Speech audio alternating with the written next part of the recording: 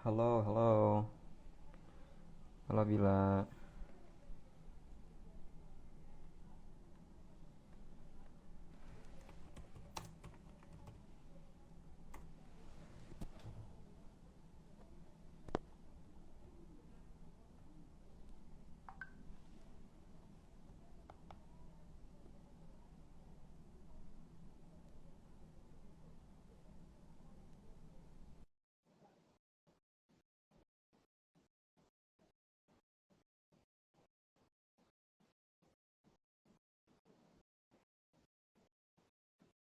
Halo guys. Halo Pak Muklis. Selamat malam. Nah,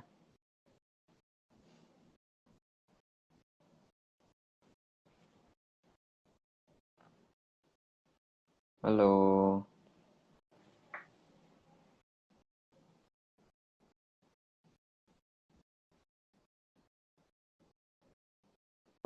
Waalaikumsalam, Mal.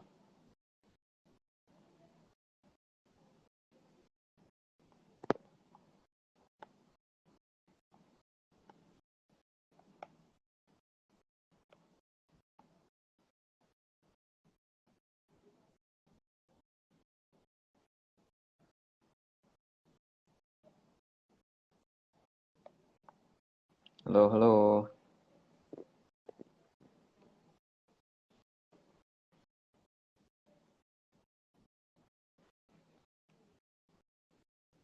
Gimana guys? Mau weekend nih? Gimana hari-hari kalian di Senin sampai Jumat ini? Nah, hari aku fine. Hari aku late ini sudah terlaksana dengan cukup produktif ya.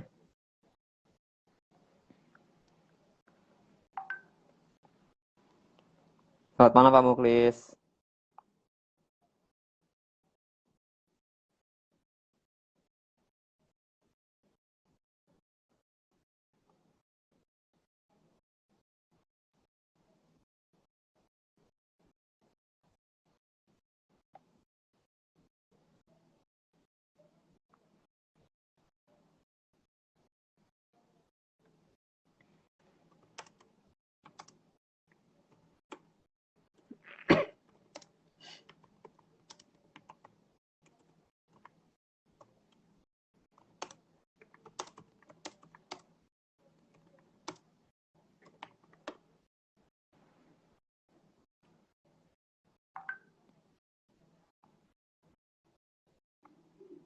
Halo guys.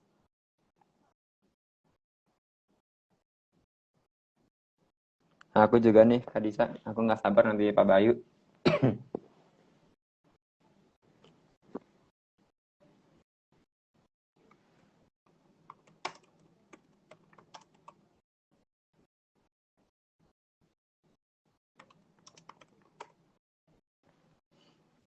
Halo Lilim. Halo. Oh ya, lagu.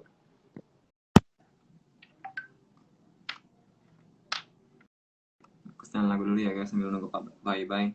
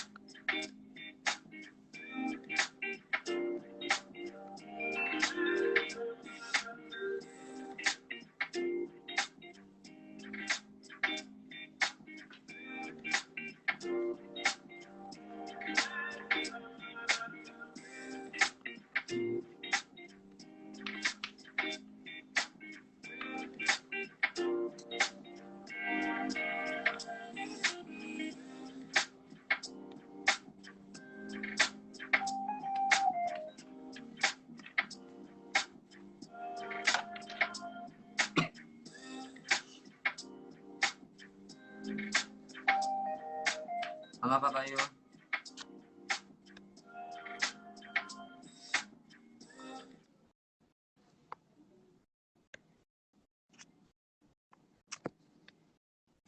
Oh, maaf, sebentar Pak.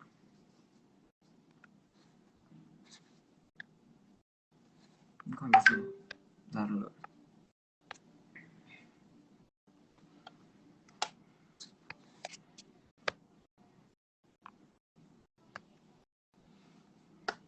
Ini kok request to join. Sebentar ya Bapak. Ini request to join-nya.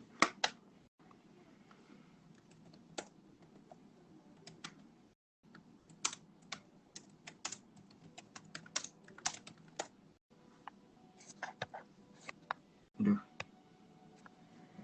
Bagaimana ini? Request to join accept. Coba di accept ini.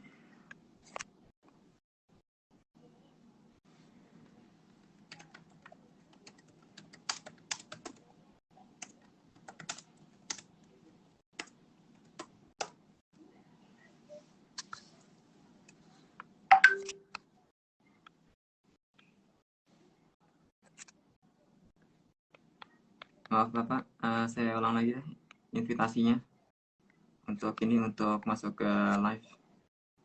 Mungkin ada troubleshooting sebentar dari sistemnya. Baik Pak, sudah saya kirim invitasi lagi. Nah, Bentar. Nah, oke. Bapak, selamat datang, selamat malam. Malam Raka, sehat selalu. Nah, Pak. Nah, ini sudah hampir waktu acara dimulai. Bapak harus ada siap-siap lagi, Bapak. Oh, cukup Raka. Kita santai aja malam ini. Mulai saja. Oke. Baik, saya buka dulu ya, Bapak. Nah, saya cek. Sudah. Baik, Assalamualaikum warahmatullahi wabarakatuh. Selamat malam semuanya para partisipan dan selamat malam juga Pak Indra Bayu yang sudah join di event ini. Pada malam ini HMPIP alhamdulillah sudah bisa melaksanakan acara dialektika yang pertama. Nah, sebelum saya mulai dialektika acara ini, apa sih dialektika itu? Nah, dialektika ini adalah diskusi sebuah forum kecil di live Instagram. Di sini kita membahas isu-isu modern yang terkait tentang ilmu kepustakaan, kearsipan, dan informasi. Nah, sudah datang dan sudah join bersama kita pada malam ini adalah Bapak Indra Bayu. Bapak Indra Bayu adalah dosen ilmu informasi dan perpustakaan via UB yang akan memberi materi tentang kerangka kerja information governance pada pengolahan mahadata organisasi. Nah, untuk saya tidak mau mengulur waktu lagi. Saya serahkan kepada Bapak Indra Bayu. Waktu dan tempat dipersilahkan. Baik, terima kasih Raka. Nama lengkap saya Bayu Indra Pratama, cuman karena di Prodi ada dua Bayu, maka apa volumenya? Sudah? Oh ya, sudah. Baik. Baik. Oke. Nama saya sebenarnya Bayu Indra Pratama. Karena kemudian ada dua Bayu di Prodi, maka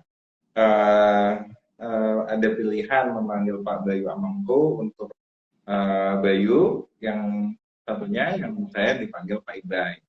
Kira-kira gitu untuk secara sederhananya. Jadi mungkin terbalik-balik nggak apa-apa, tetapi jangan kembali orangnya. Nggak apa-apa, kita ngobrol aja malam ini ngomongin soal tata kelola informasi ya. Oke. Kalau kita ngomongin tata kelola informasi, maka kita akan bicara sesuatu yang khas di prodi kita. Jadi program studi ilmu perpustakaan via UB itu punya mata kuliah khusus, itu namanya tata kelola informasi. Nah, kalau kita rujuk ke IFLA itu sudah mengakui atau International Federation of Library itu sudah mengakui bahwa information governance atau tata kelola informasi adalah salah satu kajian di bidang ilmu perpustakaan. Nah, berdasarkan itu kita menjadi salah satu program studi, bahkan program studi pertama yang menempatkan tata kelola informasi sebagai mata kuliah. Itu yang pertama. Yang kedua, maksudnya mata kuliah di Indonesia. Apalagi kita berada di FIAUB, sehingga mata kuliah ini relevan ya. Kalau misalkan ilmu administrasi bicara tentang governance, maka karena kita kajiannya pada information dan kepustakawanan, maka kami berpandangan bahwa mata kuliah tata kelola informasi ini sangat relevan untuk kita pelajari gitu. Itu pengantar singkatnya. Oke, malam ini itu temanya terus terang berat. Teman-teman tiba-tiba wah keren Pak Bayu temanya begini. Terus terang saya kalau diajak ngobrol tema mahadata, kemudian di organisasi, apalagi dikaitkan dengan tata kelola informasi, it's not easy for us gitu. Karena apa? Saya ingin tanya pada Raka. Sebenarnya kita kalau misalkan kita ngomongin tata kelola informasi, sebenarnya tata kelola informasi itu adalah orkestra memadukan antara banyak aspek dalam lingkungan kita. Pertama, ada tata kelola data, ada juga tata kelola teknologi informasi, itu sendiri lagi. Baru kita meningkat pada information governance. Nah, sebelum kita bicara soal data governance, IT governance, atau information governance, kita bisa bicara dalam konteks lingkungan kita bahwa apakah benar-benar ada orkestra itu dalam lingkungan sosial terdekat kita gitu kan. Nah, kenapa pertanyaan ini menjadi sesuatu yang penting? Kalau kita bicara dalam perusahaan-perusahaan multinasional, mereka sudah adopsi mungkin information governance ya, tapi dalam lingkup paling sederhana dalam lingkungan terdekat kita, entah itu di kampus, entah itu di layanan birokrasi, entah itu kemudian di perusahaan yang levelnya daerah gitu, apa ada sih yang kita sebut dengan information governance? Kenapa? Kerap kali ketika kita bicara hari ini, kita itu langsung melompat pada pembahasan bagaimana teknologi informasi itu dimanfaatkan.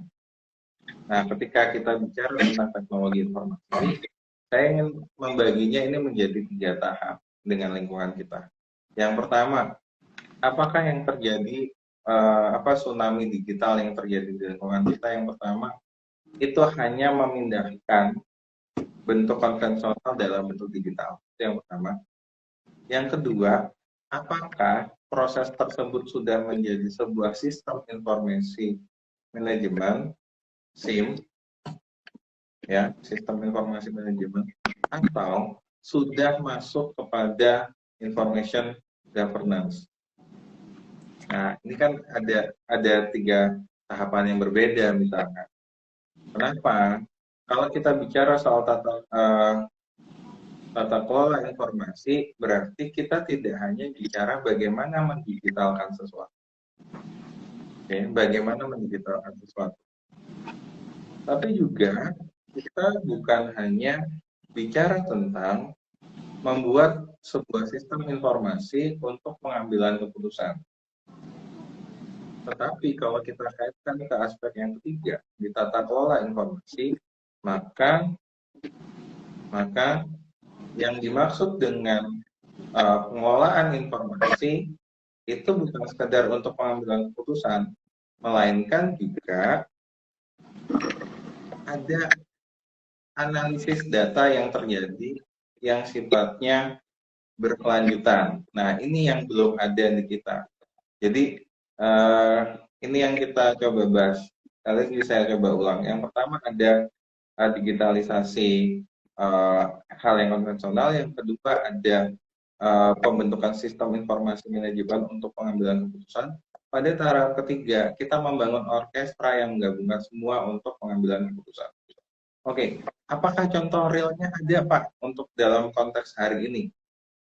Contoh misalkan yang sudah dikerjakan di kementerian, kalau untuk yang kita bicara soal tata kelola informasi, karena saya juga ikut di beberapa grup yang membahas tentang COVID gitu, dan kemudian kita bisa lihat contoh sederhana aplikasi yang kita gunakan setiap hari bicara tentang peduli lindungi, itu contoh bagaimana pemerintah untuk kemudian merespon penggunaan big data untuk kebutuhan pengendalian pandemi hari ini. Oke. Karena apa? Kemarin coba kita lihat ada rilis dari dari Peduli Lindungi yang kemudian menempatkan salah satu fitur Bluetooth yang dilengkapi untuk melihat, mendeteksi, untuk melakukan tracing. Itu salah satu kemudian bagian yang kemudian kita bisa memetakan wilayah mana saja. Termasuk kita lihat di aplikasi Peduli Lindungi, kita bisa lihat kawasan mana saja yang merah dan tidak. Misalnya seperti itu. Kita juga dapat informasi vaksinasi. Kita juga dapat informasi tentang layanan kesehatan dan sebagainya. Artinya apa? Kalau kita bicara contoh paling sederhana dan paling bisa kita rasakan dengan penggunaan big data dan kemudian tata kelola informasi, maka Peduli Lindungi itu adalah sesuatu yang sangat relevan. Clear. Kita bisa dengan mudah melihat aplikasi yang integrated. Tapi ketika kita bicara dalam hal konteks lain, ada saja yang kemudian tidak integrated. Misal contoh misalkan KTP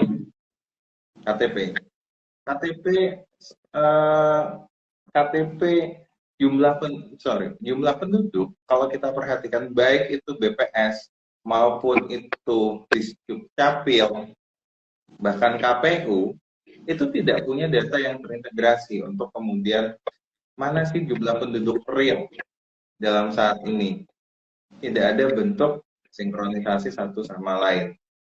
Nah, ini contoh bagaimana satu sisi pemerintah itu sudah oke, misalkan kalau kita lihat aplikasi Peduli Lindungi yang sifatnya sangat integrated tadi, tetapi kalau yang satunya tadi kita bicara tentang KTP, nah itu banyak sekali data yang tidak sinkron.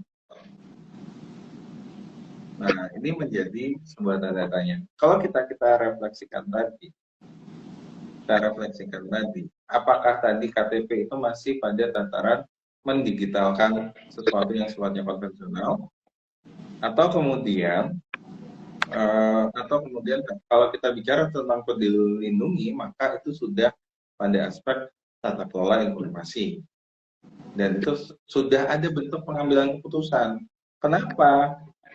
Dengan Peduli Lindungi, pemerintah dengan real time bisa melihat asumsi atau potensi penyebaran virus yang terjadi, berapa banyak vaksinasi dan sebagainya, sehingga ada keputusan yang bisa dilakukan secara cepat. Dan itu ada data analisis.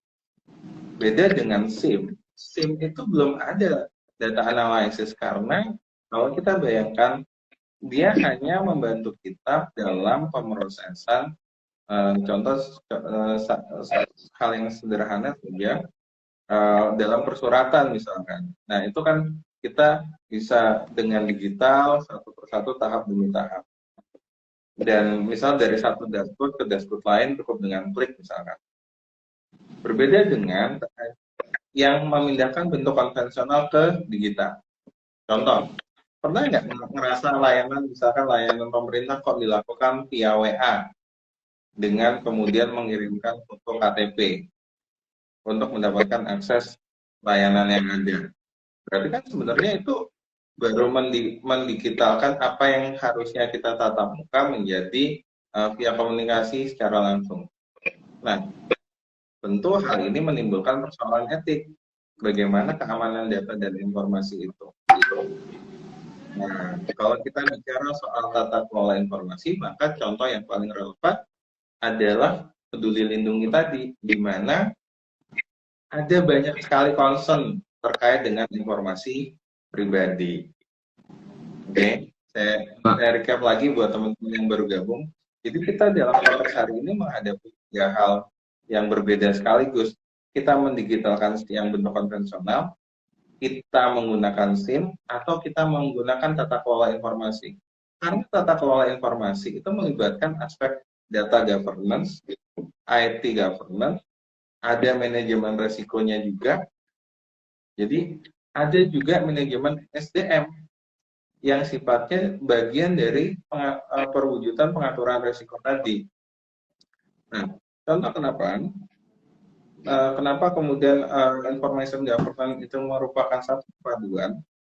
Ketika kita melakukan pengaturan terhadap perangkat lunak atau perangkat keras yang kita atur, kita selama ini hanya mengatur hak akses misalkan. Tetapi pengaturan hak akses itu juga harus terikat dengan individu yang menggunakan. Kenapa dikatakan melekat dengan individu yang menggunakan? Kita akan bicara soal etika. Contoh yang paling populer misalkan.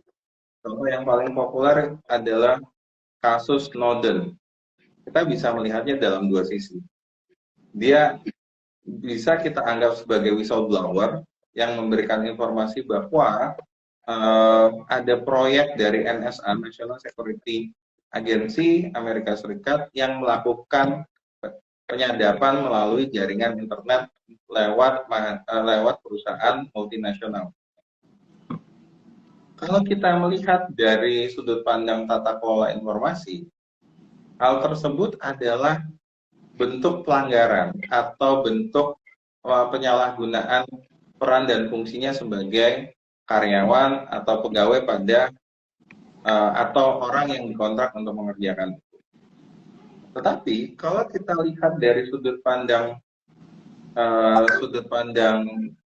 kemanusiaan, atau kita sudut pandang kebebasan berpendapat, apa yang dilakukan Snowden, dia menjadi martir bagi kebebasan informasi. Maka kalau kita lihat di sini, tata kelola informasi bukan sekedar mengatur hak akses seperti yang ada di SIM, tetapi juga tidak bicara sekedar bagaimana mendigitalkan sesuatu, tetapi kita juga bicara tentang hal yang sifatnya etik.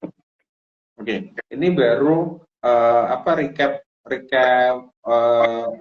secara keseluruhan apa sih bedanya SIM, apa bedanya tata kelola informasi sama mendigitalkan sesuatu yang sifatnya konvensional tadi. Itu contoh yang paling sederhana kita bisa lihat. Oke. Nah, ketika kita bicara tentang ini pada sebuah organisasi, tentu kita bisa melihat bagaimana tata kelola informasi di sebuah institusi. Nah, maka tadi saya singgung, apakah kita akan bicara sampai big data? Nah, kalau big data ya tadi contoh realnya adalah Peduli Lindungi, karena sifatnya integrated dan membuat blockchain yang cukup banyak pada beragam aplikasi. Nah, tapi kalau kita bicara sesuai dengan yang disampaikan di awal soal tema Mahadata, kemudian tentang tata kelola informasi, apakah itu kemudian related dengan kehidupan sehari-hari kita? Karena kalau kita bicara big data berarti ada proses pengumpulan yang berlanjut secara terus-menerus dan membangun informasi yang bisa dianalisis serta dikembangkan dan membangun proses belajar terus-menerus. Nah, itu juga agak begini, kadang kita akan miris, lebih mengatakan miris kalau kita tertawa nanti kemudian dirasa menghina. Oh, ada orang yang mengatakan gampang kok bikin big data, semua tinggal klik aja. Tidak, proses backhand-nya tidak semudah itu. Nah, ini menjadi tantangannya. Jadi tata kelola informasi sebagai orkestra juga akan dia menghitung, mengkalkulasikan biaya atau juga akses hukum. Jadi kalau kita merancang sebuah information government, dia berposisi sebagai sentral. Jadi kalau misalkan kita lihat di perusahaan-perusahaan, sekarang kan ada Chief Information Officer. Dia yang mengatur aliran informasi yang ada di sebuah perusahaan. Nah, aliran informasi, kalau kita bicara soal informasi, maka kita akan bicara darahnya organisasi. Ketika kita bicara tentang darahnya organisasi, sama halnya kita merefleksikan pada diri kita, ada beragam sistem dalam tubuh kita. Ada sistem pernapasan, ada sistem aliran darah, sistem saraf, ada sistem penglihatan dan sebagainya.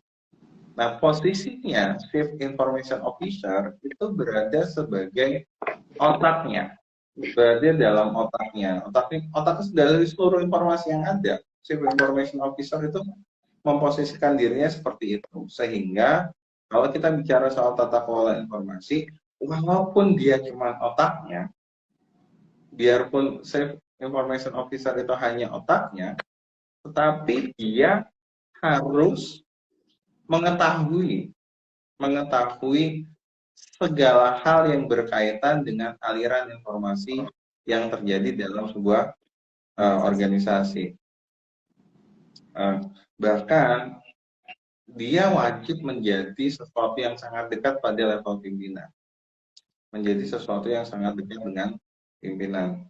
Contoh sederhana. Soal server ya. Soal server itu kan sebenarnya bagian IT. Server itu bagiannya IT. Tapi kalau kita bicara soal server, kita nggak bisa sebagai Chief Information Officer itu hanya, itu urusannya IT. Enggak. Posisi server itu harus berada di mana, itu juga harus tahu Chief Information Officer-nya. Kenapa? Karena kalau ada apa-apa dengan server itu, maka yang akan bertanggung jawab pertama ya Chief Information Officer. Nah, ini misalkan jadi kalau dia diletakkan lantai paling atas server itu, kalau terjadi kebakaran bagaimana melakukan mitigasi? Kalau itu diletakkan di lantai 1, maka server itu kemungkinan terkena banjir. Nah, sehingga potensi yang lebih baik adalah misalkan diletakkan di lantai 2. Maka tata kelola informasi ini pasti dan bicara tentang analisis resiko tersebut. Jadi, tema tentang tata kelola informasi ini mungkin tidak sepopuler SIM ya, SIM. Tetapi tata kelola informasi ini menjadi rangkaian dari SIM, dari data governance, dari information technology governance. Apakah misalkan di sini ada Mbak Farhana atau Mas Gazila misalkan, kalau kita bicara misalkan tadi kita sudah singgung soal etika ya, soal etika. Nah, kalau kita bahas lagi misalkan ada merek laptop ya, boleh saya sebut deh, namanya awalnya L dan produknya produk yang dikeluarkan awalannya T. Ada produk yang kemudian disetting hanya bisa diakses dan diatur oleh bagian IT. Nah, di bagian IT tersebut kemudian dia menanamkan perangkat keras dan perangkat lunak yang bisa mengetahui apa saja yang diakses oleh pengguna, oleh karyawan tersebut. Sehingga laptop itu terpantau dan pergerakan laptop itu juga diketahui. Dia mengakses wifi di mana dan sebagainya. Untuk apa sih sebenarnya? Untuk apa? Ya demi keamanan data dari perusahaan. Kalau dia membocorkan sebuah data, sehingga itu akan menjadi persoalan tidak hanya etik, tapi juga kalau kita lihat di tata kelola informasi, itu akan menimbulkan aspek hukum. Nah, itu kalau kita bicara tentang bahkan pada perangkat yang sederhana. Kalau misalkan kita recap ke belakang, kalau dulu teman-teman ada kenal namanya BlackBerry Messenger, ada seri Enterprise, BlackBerry Messenger Enterprise. Kenapa sih itu kemudian sangat digemari? Bukan karena fitur BBM-nya. Saya punya teman 10 tahun yang lalu tuh dia dibagikan BlackBerry dengan paketan Enterprise. Dia sangat begitu senang dengan itu senang. Tapi dia tidak menyadari bahwa dia diminta untuk menyalakan terus BlackBerry-nya. Apa sih tujuannya? Agar tahu lokasinya ada di mana. Apa yang dikerjakan, status akhirnya seperti apa. Nah, hingga sampai seperti itu kalau kita bicara tentang pengaturan atau tata kelola informasi pada aspek organisasi atau karyawan. Tadi kita sudah nyinggung pada aspek negara, ada peduli lindungi, ada kemudian ada peduli lindungi, ada KTP, bagaimana digitalisasi KTP, atau sebenarnya itu hanya ya seperti kita lihat fotokopi KTP dengan mudah tetap bisa diakses di mana-mana. Atau kemudian kita sudah singgung pada aspek swasta, tadi kita sudah singgung soal Edward Snowden, kita juga sudah singgung soal penggunaan laptop misalkan yang begitu terkontrol dan BBM. Nah, jadi sebenarnya kalau kita bicara tentang hari ini, sebenarnya kita sebagian besar kita baru pada level sistem informasi manajemen dalam pemrosesan informasi, belum pada aspek tata kelola informasi, karena tata kelola informasi berkaitan dengan aspek legal, berkaitan dengan aspek etik, juga berkaitan dengan analisis resiko juga iya. Jadi ada banyak hal, termasuk yang paling dasar kenapa kemudian ini menjadi ranahnya orang perpustakaan, karena record manajemen dan archive itu menjadi bagian tidak terpisahkan dari aliran informasi yang layaknya darah. Kapan darah itu diproduksi, kapan darah itu akan digunakan, kemudian dia mengundurkan diri. Kira-kira itu pengantar dari saya, Raka. Cukup, saya kira kita 20 menit untuk cerita ini berusaha saya ringkas. Jadi saya khawatir akan kemudian over. Silakan kita coba diskusi, karena kalau kita pakai Instagram kan juga terbatas. Baik Bapak, terima kasih atas pemaparan materi tentang information governance dan hubungannya sama Mahadata. Nah, sekarang kita sudah tiba di sesi Q&A. Bagi para peserta live, bisa menuliskan pertanyaannya jika ada pertanyaan di kolom chat ya. Mas, ini sudah banyak banget, Mbak. Ini sudah ada 26 penonton. Semuanya pada excited buat malam ini, Pak. Oke.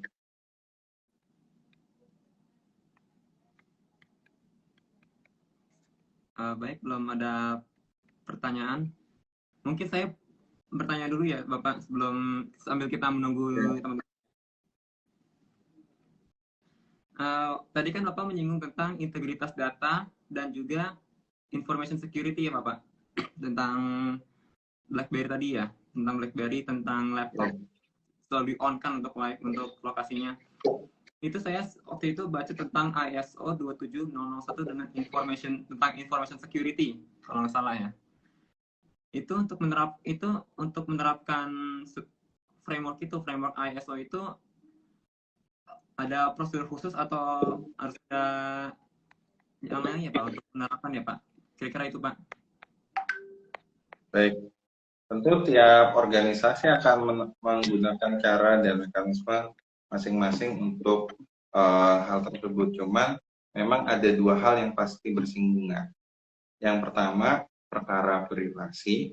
Nah, dalam tata kelola informasi itu dijelaskan bahwa privasi itu juga menjadi pengaturan yang menjadi penting.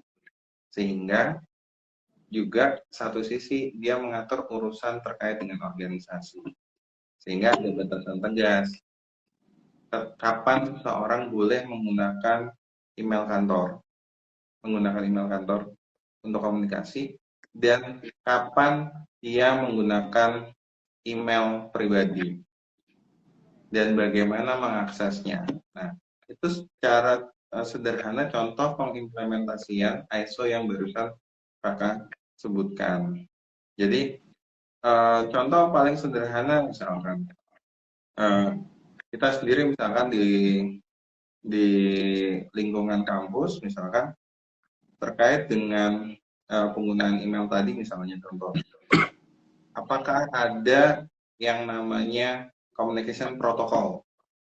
Nah, nanti bisa di googling teman-teman, ada istilah namanya communication protocol.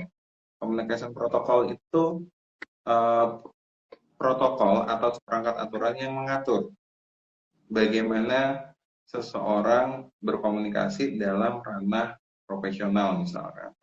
Bahkan misalkan kalau saya sama Raka misalkan, kan selama ini hanya diikat pada etika dosen dan mahasiswa.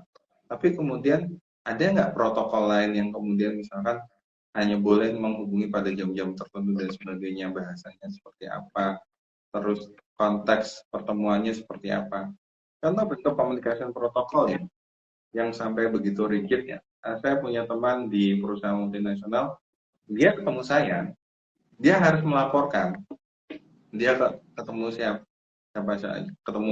oke teman, mungkin hanya disebut dengan teman. Tetapi apa yang dia makan, apa yang dia keluarkan uangnya, itu harus dilaporkan. Atau dia menerima traktiran. Nah, ketika dia menerima traktiran, maka itu harus disebutkan. Nah, itu harus disebutkan. Kenapa kalau itu harus disebutkan? Khawatirnya itu dianggap sebagai gratifikasi. Saya ketemu Raka, saya traktir Raka yang sudah bekerja. Anda ya harus melaporkan itu. Kenapa? Ya itu soal integriti. Itu persoalan lain kan. Itu contoh bagaimana komunikasi protokol itu penting untuk kita miliki. Dan komunikasi protokol itu hanya salah satu bagian dari tata kelola informasi. Komunikasi protokol itu ada. Mungkin nanti kapan-kapan kita undang lah teman saya yang kerja di perusahaan multinasional di dalam kelas, kita cari mata kuliah yang relevan, kita coba bahas. Jadi ada itu. Kapan pun misalkan ada seseorang yang diundang menjadi pembicara di acara alumni. Nah, tentu dia nggak boleh tuh pakai laptop pribadi, laptop kantor. Bolehnya pakai laptop pribadi. Terus dia juga harus laporan sama pimpinannya. Pak, saya diundang untuk acara ini. Apakah diizinkan? Oke, saya diundang untuk memberikan contoh tentang ini. Batasan apa yang kemudian bisa saya sampaikan dengan tidak. Itu contoh tentang communication protocol dalam konteks information governance. Jadi memang pasti bersinggungan, Raka, yang namanya privasi dengan kerja-kerja profesional gitu. Baik Bapak, ini baik atas jawabannya, terima kasih Bapak. Berarti harus ada sebuah komunikasi ya antar staf dan antar personel di dalam organisasi dalam hal protokol informasi, protokol komunikasi. Nah, next ini ada pertanyaan dari Herlina. Izin bertanya, bagaimana cara mengatasi kendala transformasi digital dalam mengolah mahadata? Itu Pak. Oke. Seperti yang saya sampaikan tadi, nah kita yang jelas harus tahu posisi organisasi kita ada di mana. Oke. Nah, kalau organisasinya baru berdiri, apa aja kita pakai big data? Gitu. Apa iya kita pakai big data? Tapi kalau misalkan sudah advance, tentu kita akan bicara tentang big data. Kenapa kalau big data? Contoh, kenapa ada istilah big data? Karena ada data yang sangat banyak perlu dianalisis. Nah, ketika kita bicara tentang konteks organisasi yang baru tumbuh dan berkembang, tentu kita akan baginya begini. Kalau organisasi yang baru tumbuh dan berkembang, dia pasti menggunakan aplikasi yang gratis atau berbiaya murah, dan dia tidak akan develop sendiri. Kemudian, kalau dia sudah tumbuh dan berkembang lebih jauh, maka dia akan mulai mengembangkan sistem informasinya sendiri. Setelah dia tumbuh lebih besar, baru kita bicara tentang big data, karena dia cakupannya jauh lebih besar. Jadi kerap kali kita sering mengalami lompatan pemahaman ya. Kita duduk sekarang karena orang semua ngomongin big data, kita ikut ngomong big data. Contoh paling sederhana ya, kayak kemarin banyak orang ngomongin revolusi 4.0. Sekarang mana? Nggak ada orang ngomongin revolusi 4.0. Kemarin-kemarin di spanduk-spanduk itu banyak. Nah, kalau untuk atasi transformasi digital, atau misalkan kita ingin membuat sistem baru dalam sebuah organisasi gitu, kalau di Smallwood dia bilang begini, yang namanya perubahan atau inovasi dalam organisasi yang berbasis teknologi, yang paling utama adalah executive support atau dukungan dari eksekutif. Nah, maka penggagas informasi atau penggagas tata kelola informasi itu harus mengajukan itu ke pemimpin tertinggi. Nah, ketika pemimpin tertingginya oke, maka dia akan membuat kebijakan dan memberikan dukungan sumber daya. Oke, setelah dia memberikan kebijakan dan dukungan sumber daya, sampai pada taraf implementasi, dia harus tegas, no excuse, untuk kemudian memaksa semua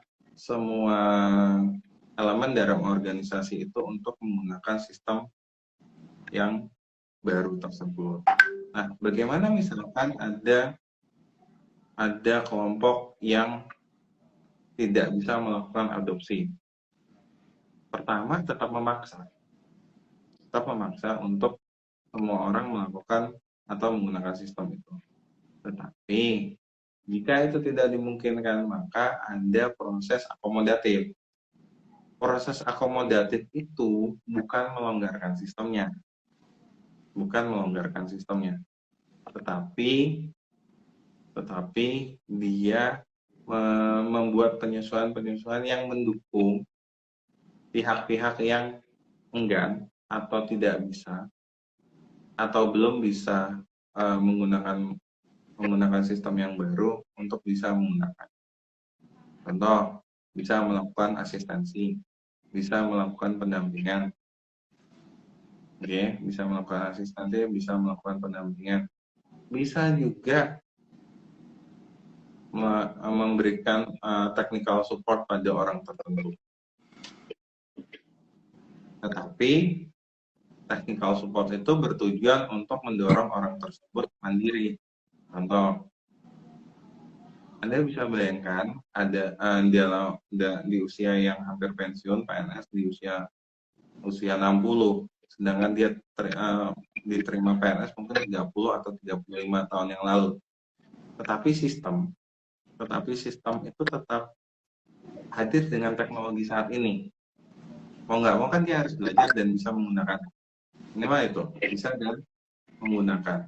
Sehingga kalau kita katakan, ya paling tidak bentuk akomodatifnya itu diberikan pendampingan, sosialisasi 1, 2, 3, masih nggak bisa, berarti harus diberikan technical support.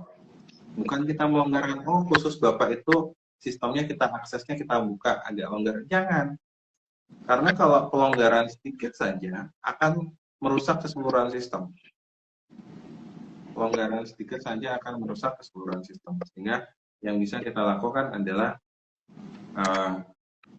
memberikan technical support seperti itu. Kalau kita ini Mbak Herlina mungkin coba cari ya nanti grafik difusi inovasi. Nanti itu akan dibagi 4. Ada saya lupa detailnya, ada innovator, ada early adapter, ada late adapter, ada yang terakhir namanya laggard. Nah, inovator itu persentasenya hanya 2,5%. Kemudian early adapter itu saya lupa pastinya sekitar 20-an kalau nggak salah. early adapter itu ya di atas hampir 30%-an, di atas 30% lebih lah. Late adapter ini yang jadi persoalan. Late adapter masih ada 30%-an lah. Yang soal itu laggards. Laggards itu di belakang sendiri, kalau di grafiknya itu ya perlu penyesuaian. Penyesuaiannya bukan pada sistemnya, tapi pada mekanisme kita melakukan sosialisasi. Begitu orang. Nah, baik Bapak.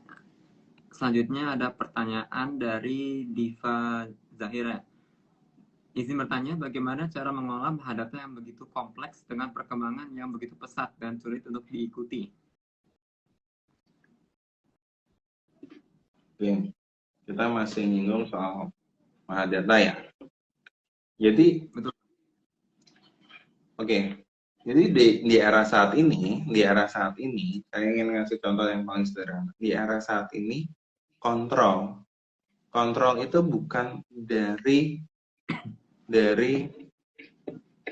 media atau pihak eksternal, segampangnya gitu. Misalnya saya ngasih contoh di aspek media.